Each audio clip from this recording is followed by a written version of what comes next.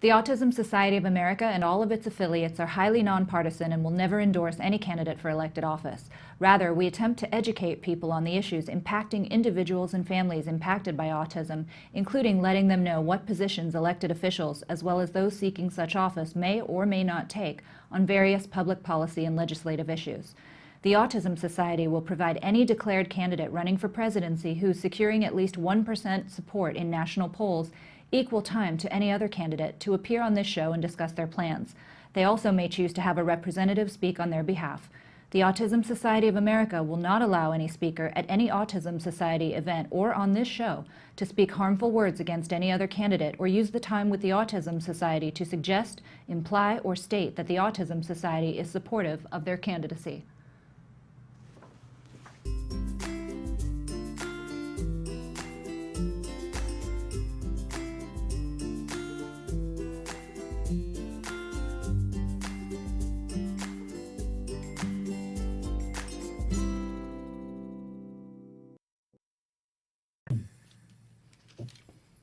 Hi, welcome to The Future is Bright. My name is Stephanie Schaefer, and today we have a special edition of our show in conjunction with the Autism Society of America here on autism-live.com. You can watch this throughout the weekend prior to the Iowa caucus. Today we have a special guest, Tony Cuolo. Hi, Tony. How are you? How are you, Stephanie? It's great to be on your show. It's fantastic to have you. We're very honored. For those of you who are not familiar with Tony, Tony is our ex-congressman from California who co-authored the Americans with Disabilities Act in 1978 and has since had a very storied history with politics, and he's a heavy hitter, and we're very excited to have him. Tony, could you maybe give us a little bit about your background? Sure, thank you, Stephanie. First off, thank you very much for having me on your program, and thank you personally for doing this. We all really appreciate the fact that you're so involved and so committed. That helps us. It's my pleasure to help. We're excited to have you, and I know our audience would love to know how you became so involved with national disability issues and sort of what led you to this point. Unlike a lot of other people that disability comes on you, when I was 16 years old, I had an automobile accident and hit my head. A year later, I started having seizures. My doctor was called out the first time that I had a seizure. I was in our family dairy barn milking cows, and when I woke up, I was laying on the bed, and my doctor was actually sitting on me, which is rather an interesting way to do medicine, but in a rural town in California, that's probably the way they did it. But my family and the doctor were talking. I could hear them, but I couldn't speak. And finally, when I could speak, I said, "What's happened?" And the doctor said, "You passed out." So that was it. I didn't know anything else, and they were going to take me to other doctors. And so I went to 3 other doctors, and I didn't know what the doctors told my family. Of course, later I did. But my family comes from a Catholic background, Portuguese Americans. Mm-hmm. And these doctors were telling them that I had epilepsy. Family thought that if you had epilepsy, that meant that you're possessed by the devil. That's obviously something that we in the epilepsy movement deal with a lot. People feel that there are evil spirits involved. And so after going to these doctors, then I went to witch doctors. I went through 3 witch doctors that basically, different ones, but basically who would burn candles on my chest, pour hot oil over my forehead and my chest, and speak different tongues. And finally, after the 3rd one, I finally said I wasn't going to go anymore. I was 18, and I just said no. That upset my family, but I continued having my quote-unquote passing out spells. I then, my high school superintendent said basically I had to get out of town, go someplace where I couldn't milk cows every weekend or every night. And so I went to Loyola University in Los Angeles, a Jesuit Catholic school, and I continued having my seizures. I just thought it was like having a severe headache or anything else that somebody might have. And then I was very active, student body president, outstanding senior, and I decided as a result of John Kennedy's assassination that I wanted to become a Catholic priest and that I wanted to help other people. He gave up his life, and I thought that's what I wanted to do. Very idealistic in those days. Mm-hmm. And so when I graduated, I entered the Jesuit seminary, and I had a physical. And the doctor said to me after the physical, said, "Have you ever had any passing out spells or headaches?" I said, "All the time." And he said, "Has anybody ever talked to you about epilepsy?" And I said, "No, I never heard the word." He said, "Well, you have it. And I have some good news and bad news. The good news is that you're 4F, 1964, and that means you're not serving in the military. Number two, canon law established in 400 AD said that if you had epilepsy or possessed by the devil, you could not be a Catholic priest."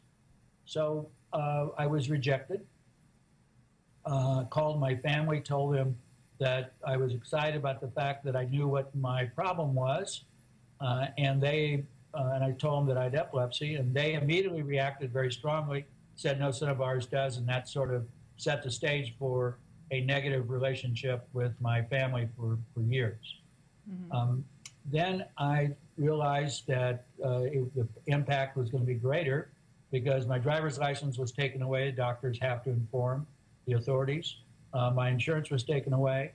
In Los Angeles, I still had to drive, so I drove without a license. And then I started going to places for jobs. When I was student body president, I had about 60 different job offers.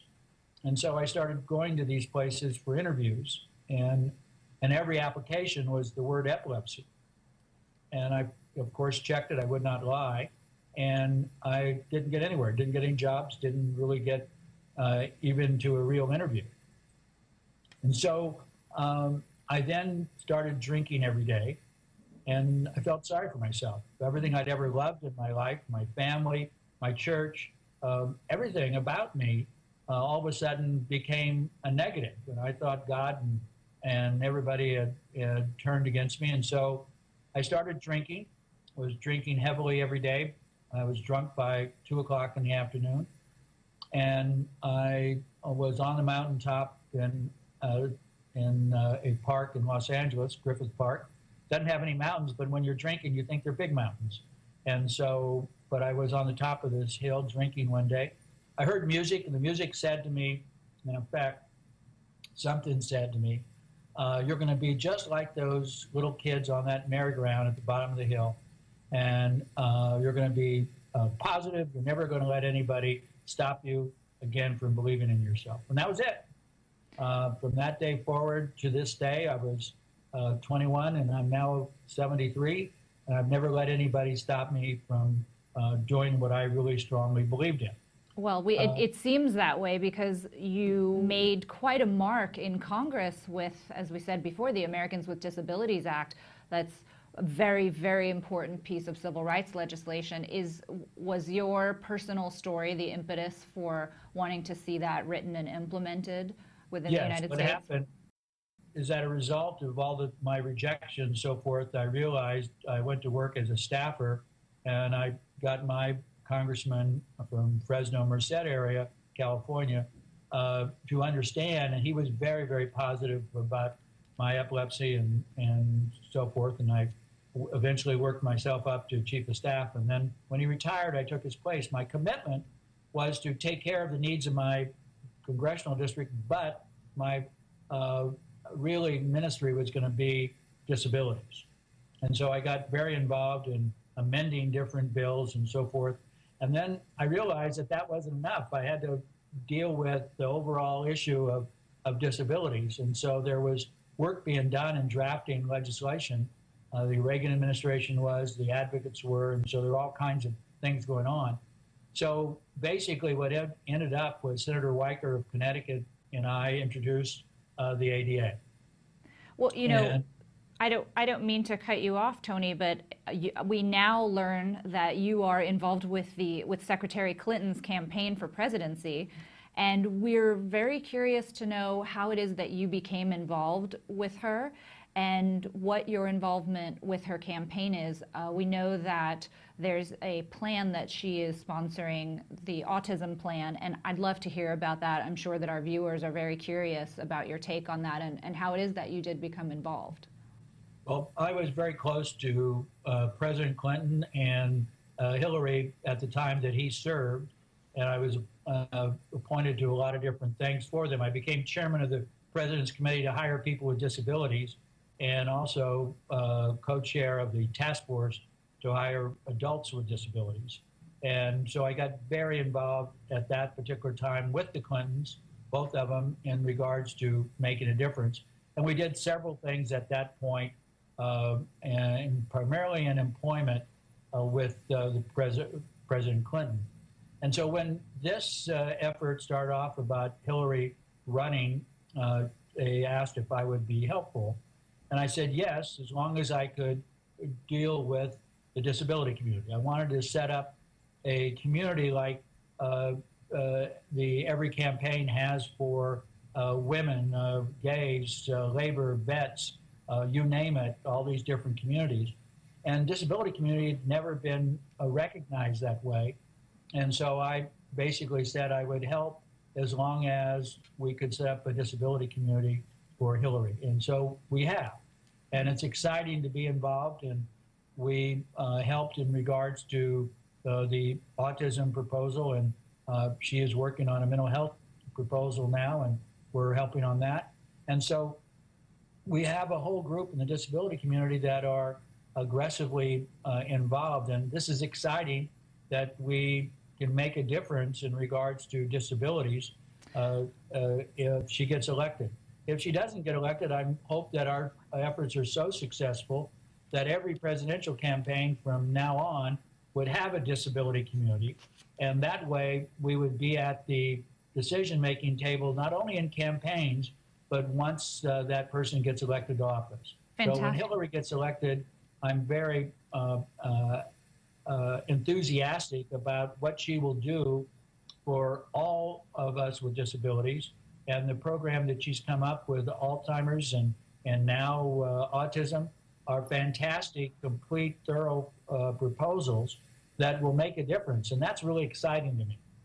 Well, I'd like to talk about the plan in a moment and go over sort of the four main points of it. But I'm curious to know, if Secretary Clinton is elected president, would you be part of her administration? What are your plans? No, ma'am. No. I'm 73. 73 years young. Yeah, that's, I agree with that. But, I was in the Congress. I was in the leadership. I was very active with President Clinton after I left Congress on all kinds of different issues. I'm very involved with President Obama and Valerie Jarrett, his main person, on disability issues and so forth. And I love being that. Disabilities is my passion, is my ministry. And I love that. But I really want other people to take it on. And I will be advocate. I'll be my ministry until the day I die. But I want other people to get involved and engage, and I'll help in every possible way. I will tell you this: when she gets elected, I will make sure that any appointments to the Supreme Court, that whoever gets appointed by her will be an advocate for those of us with disabilities. Okay. I think that's really critical. Fantastic. Well, we actually have to take a quick break, and then I'd like to come back with you, Tony, and talk about the elements of the autism plan proposed by Secretary Clinton, if that's okay. No problem. We'll be right back.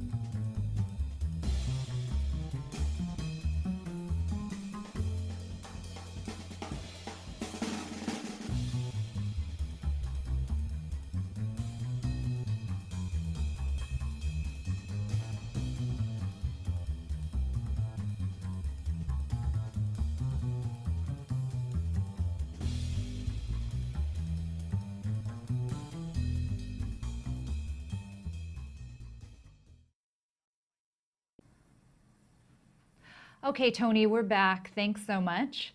No problem. For those of you who may have just tuned in, we're here with Tony Coelho, former California congressman and now working with Secretary Clinton's campaign in the introduction of a new autism plan. Tony, before the break, we were talking about the fact that Secretary Clinton has now focused on autism, among other things, but specifically a very detailed autism plan. Can you maybe give us a broad overview of what it entails and what the most important points or most impactful points of that plan will be? Well, Stephanie, this idea to do something on autism was something that Hillary personally wanted to do. She feels very strongly in all of her visits over the last couple of years that this was something that she felt needed to be addressed. I get a lot of people who say, well, why autism? Why not disabilities in total? Exactly. She's going to address disabilities in total as we move along, but she feels so strongly about the need to do something in regards to Alzheimer's and autism and mental health. And so she's come up with specific plans because of that. We are going to address overall issues on disabilities, but if you have a plan for autism, a lot of those items apply to those of us with epilepsy and other disorders and so forth. So autism is a great thing to really pursue and push, but it does affect a lot of people, and she's going to be doing a lot more in the disability space. So I just want people to understand that. Secondly, in regards to the autism plan, I think the great thing is that it reached out to every segment of the autism community, brought in their views and what their needs were, and the plan has been accepted by all aspects of the community and very, very, very, very supportive of it. And I think that is a great accomplishment on the part of Hillary and her team, that she's been so reaching out to everybody to make sure that all the primary needs were considered. And so that is something that I think tells us about her interest, her desire, and her ability to bring people together. Well, there are some pretty scary statistics insofar as autism is concerned. We have, I think, 3.5 million Americans are currently affected by autism, which is, as of 2010, 1 in 68 children. And part of Secretary Clinton's proposal is that there would be a nationwide early screening outreach campaign. Can you speak to that and what that entails? What she would like to do, and I'm not going to get into all the specifics of the plan, but what she would like to do is when she's elected, is to convene a group of individuals on the spectrum, professionals, members of the Congressional Autism Caucus, led by Congressman Chris Smith, the Republican of New Jersey, and Congressman Doyle from Pennsylvania, Democrat, and parents, to define the best approach and how to also address current disincentives, such as SSI, asset limits, and loss of SSI when a person starts to work. You might also want to note that the Autism Society has developed a strong blueprint to addressing a lot of the issues related to services and supports of adults with autism. So the community itself has come up with all these plans and so forth. Hillary wants, when she's elected, to put this group together to come out with the best approach. Take what she's developed, but let them come up with the best approach, and then work on the legislation with these members to come up with the best legislation to be introduced, or the best programs to go after in order to accomplish the things that she and the community feel is needed. I've heard that part of her plan involves pushing more states to require health insurance coverage for autism services, mostly insofar as private insurance plans are concerned. And I think that's probably a really good thing, considering that where early screening is involved, we have children who are not being diagnosed until they're 5 years. I think the statistic is something like over half of those children are not diagnosed. And her plan is proposing early screening as young as 18 and 24 months, covered by insurance. And I know that coverage is an issue for many in the community. What do you know about her plans insofar as marketplace insurance plans, private insurance plans, and what those services would cover that aren't covering now? Do you know anything about that specifically? I don't think we've gotten that specific, but Okay. I think that the issue is that early exams are really critical to helping out the individuals that have autism. The earlier you develop it or pursue it or find out about it, the more effective you can be. So early diagnosis and involvement with the private insurance companies is critical. And so then the issue has to be is when she convenes this group is how do we bring people together on that, make sure everybody agrees, and then how do you do it by getting the organizations, the state agencies to be involved. It might be that you have to do it by the strength of the office. In other words, Hillary being able to bring people together and to aggressively go after all the states to provide for this. If we can get some of the major states to do it, then of course others will come on board. But the thing that she's willing to do is provide the leadership to get this done. I think there's a statistic that says something like 40 states have what we call habilitative services currently, Right. and that her plan is to try to push the remaining states to follow suit and focus more on the prevalence of adults living with autism and the fact that there needs to be better employment. That statistic is something like a 70% unemployment rate. Which is really frightening and needs to be dealt with. What do you think her plan does to address that specific issue of work?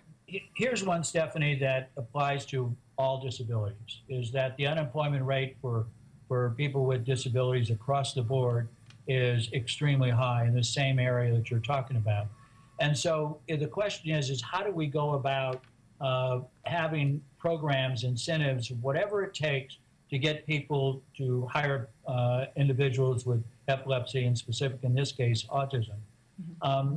President Obama has started an effort where he, Section 503 of the Rehab Act, basically says that people of color, women, and the disabled have to be hired by contractors and subcontractors, federal contractors and subcontractors.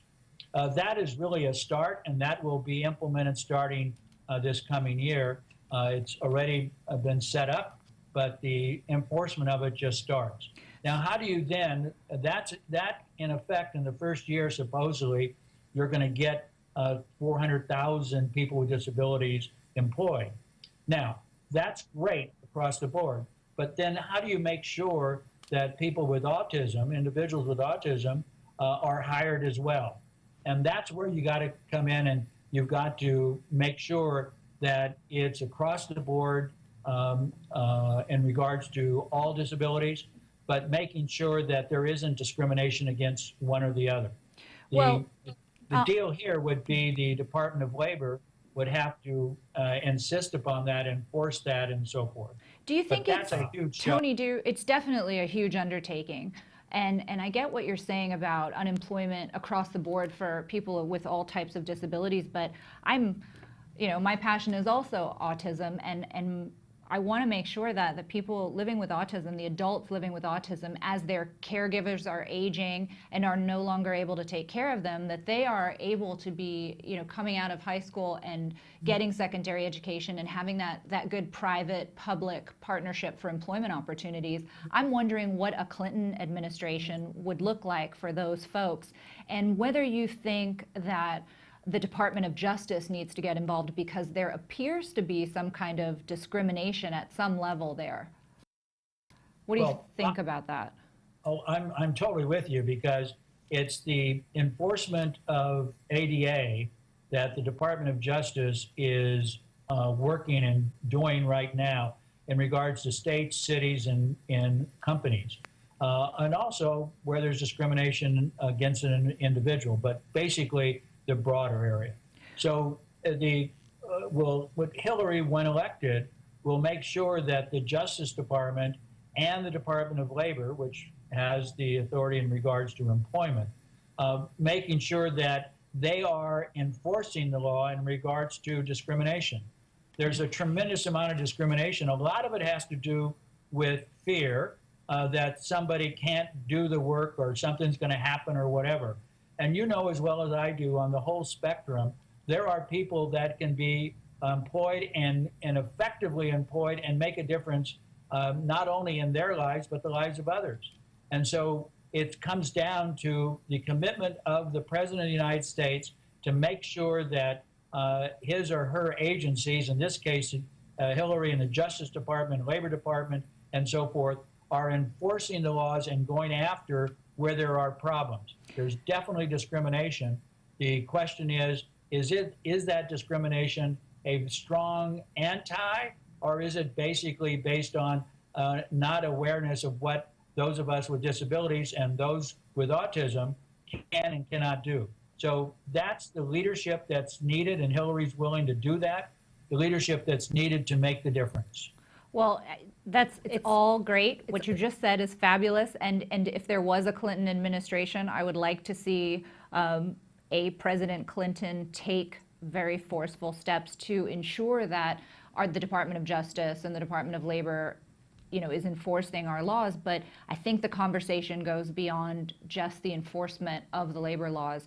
I think it goes to a more societal level around the United States, insofar as what are our employers thinking, and do they have they been educated, and have their minds been broadened to understand that people living with autism are quite capable and make very valuable members of our working community. We have to take a quick break, but when we come back, I'd really love to talk to you a little bit about how to implement some of Secretary Clinton's proposals in the community, and also a little bit about the ABLE Act of 2014 and what that means for maybe helping to provide funding for adults living with autism as they get older. We'll be right back. Thanks, Tony. We'll be right back.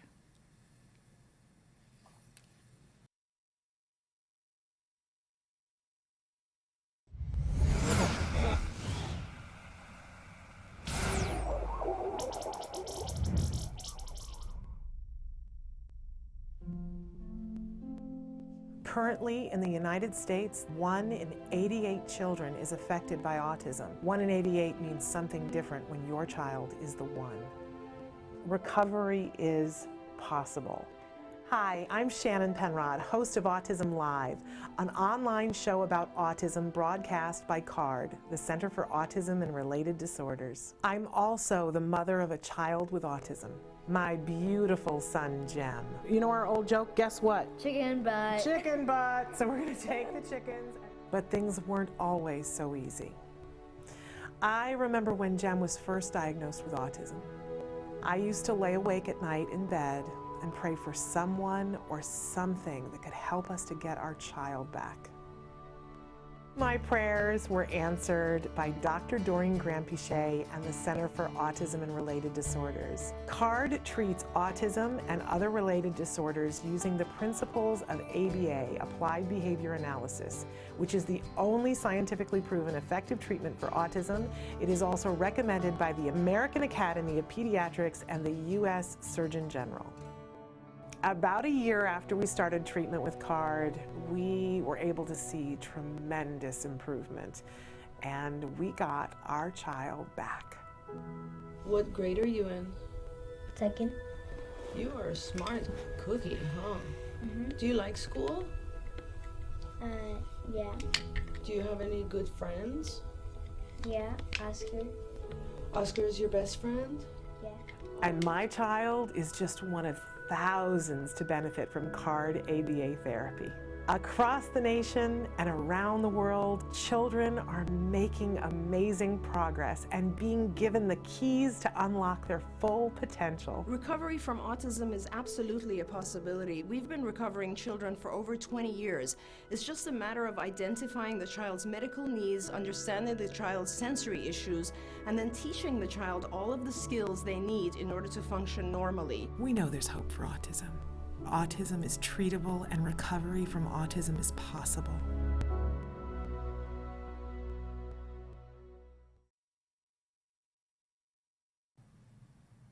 Hi, welcome back to The Future is Bright. We're here with Tony Coelho, former California congressman and now member of Secretary Clinton's campaign insofar as promoting the autism plan that she recently released. We were talking before the break about the importance of employers becoming involved in the community and understanding that hiring adults with autism is a very valuable asset to their businesses. Tony was you were going to comment about the importance of that, and also as a tag on to that question, if I'm not getting too complicated, what do you think would be required of this administration, of a Clinton administration, if you will, if elected, to implement the plan in terms of funding, support from the disability community, and any kind of changes in current policy? Thank you very much again, Stephanie. In regards to corporation, I think what needs to be done is that corporations need to understand that individuals with autism are a tremendous asset to their workforce. They want the job, they're willing to do the job, they're loyal, and they're not going to be really leaving the job if they feel like they're accomplishing something. The rate of people staying employed, those with disabilities, is extremely high. So the loyalty for a company is tremendous for any employer, from those of us with disabilities and particularly from autism. And so what we need to do is to educate employers about that. I've said to the last 5 presidents that I don't know of any group in American society who wants to pay taxes, except for one, those of us with disabilities. And the reason is that we want to pay taxes because having a job is what it's all about. It's what our American system is all about. We're able to buy a car, or be able to have a house or rent a house, buy it, whatever. But we're able to participate in society like anybody else. And that's what's key in this whole autism effort, is that we need to educate employers that individuals with autism can be very, very employable and very effective for what they need to have done. But that's going to take something from the bully pulpit. That is what's important with Hillary when she gets elected, is to take this autism plan and be aggressive in making sure that it's implemented, but by also not by taking a whip and passing every law and every regulation that says that you have to do X, Y, and Z, because that'll never get anywhere. But it's basically convincing business leaders, bringing them in, talking to them about what her plan is in regards to autism, and the fact that they as employers need to employ people with ability with autism so that they understand how effective individuals with autism can be for their bottom line, etc. That's what it's all about. We can add to the bottom line, and that's what employers want. So we can do it. I mean, it's a great plan. I'm anxious to see if some of the other candidates follow suit with something similar to address such a pressing need in our community. I'm also curious to know what your stance is on the fact that we have so many adults with autism now ready to enter the workforce, and whose primary caregivers, I think we touched on this earlier, are getting maybe too old to care for them. What do you think a Clinton administration would do to help this issue or help solve this issue in the community going forward? Aside from... I think that by putting out this plan, Hillary has basically said that as President of the United States, she understands the growing need within the autism community. The numbers are getting bigger and bigger all the time. And that is a result of our ability to detect that individuals with autism, and an acknowledgement on the part of families and everything else that there are those of us with disabilities within their family and so on. But that is now coming, and it's a real big issue for the autism community, because the thing that Hillary hears all the time are mothers and fathers and grandmothers and grandfathers who are concerned about their child or their grandchild when the adults pass on. Mm-hmm. And that as these individuals grow older, what's going to happen? My partner's niece is 26, and she has autism, but she functions about the age of a 7 or 8 year old. And the difficulty there is that her grandmother is as concerned as her mother and as her uncle is about what is going to happen to her when they all pass. Mm-hmm. And so that is what Hillary's worried about. People come to her and explain this in detail, and it's important that we change what's taking place today and getting employers to understand the tremendous value that individuals with autism can be to their company. That's the key. And that has to come from the bullet pulpit. That has to come from bringing people in and pushing and explaining the needs there. That's why this whole proposal of hers is so important, because it's signaling to everybody that she's really committed. She's really committed in making a difference here. And it's not something that some underling has proposed. It's something that she wants, that she's very involved with and very concerned about and committed to making that difference. It's a great idea. It's a great plan. It's something I think that is very much needed in today's society, for sure. You know, thanks to the 1999 Olmstead decision, at least people like your partner's niece can live in a community and not be institutionalized, which, you know, those are leaps and bounds over where we used to be decades ago. But there still is that very pressing issue, like you said, of a mother, a grandmother, you know, a grandfather, the people who are aging out and will not be around for the life of the adult living with autism. The ABLE Act, as we mentioned before, of 2014, allows for some tax-deferred savings plans to kind of help these individuals and allows families to save for these instances. But I think that if Secretary Clinton is elected president, she's going to have her hands full with a very big societal issue in really getting the message across, as you said, with employers and with the community in general, that people living with autism are tremendous assets and are very loyal workers. And we need to work together, regardless of who the president turns out to be. And I know we have the Iowa caucus on Monday, just days away, but this is a really big issue, and I don't think it should be candidate specific, although I applaud Secretary Clinton for bringing forth the plan. And we thank you so much for your time today in joining us on our show and sort of spreading the word about what her intentions are. I think it's fabulous that you've donated your time and that you are so active. Well, Stephanie, I am really committed, and when Hillary gets elected president, I'm not going to go away. I'm such a bulldog on this stuff that you can bet that I'm going to be in her office insisting that she follow through, but she's going to anyway. So I think that's really great. And the other thing that I would point out is by her taking these stands early in the campaign, these will be discussed throughout the campaign, and the other candidates, or in the general election, the other candidate will have to address these issues she's bringing up. And that's what's great.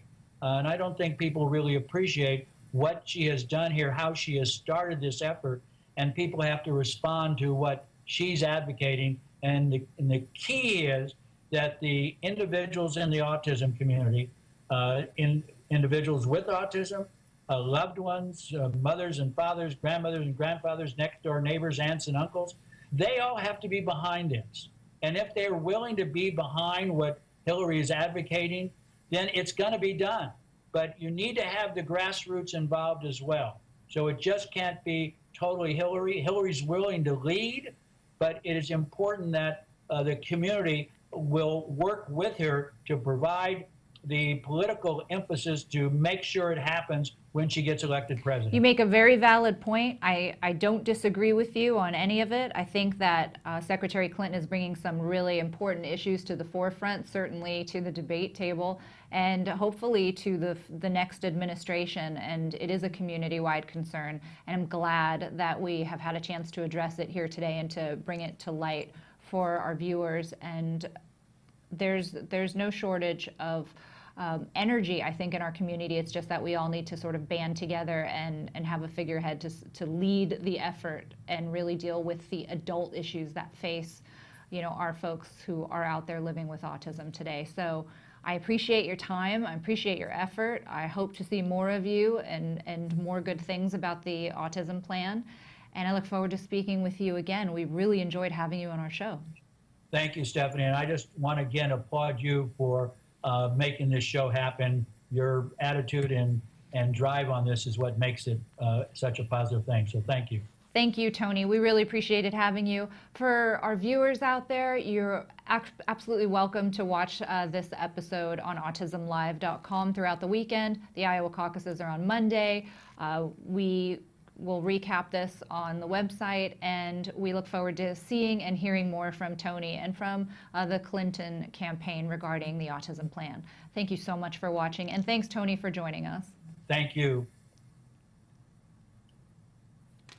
The Autism Society of America and all of its affiliates are highly nonpartisan and will never endorse any candidate for elected office. Rather, we attempt to educate people on the issues impacting individuals and families impacted by autism, including letting them know what positions elected officials, as well as those seeking such office, may or may not take on various public policy and legislative issues. The Autism Society will provide any declared candidate running for presidency who's securing at least 1% support in national polls equal time to any other candidate to appear on this show and discuss their plans. They also may choose to have a representative speak on their behalf. The Autism Society of America will not allow any speaker at any Autism Society event or on this show to speak harmful words against any other candidate or use the time with the Autism Society to suggest, imply, or state that the Autism Society is supportive of their candidacy.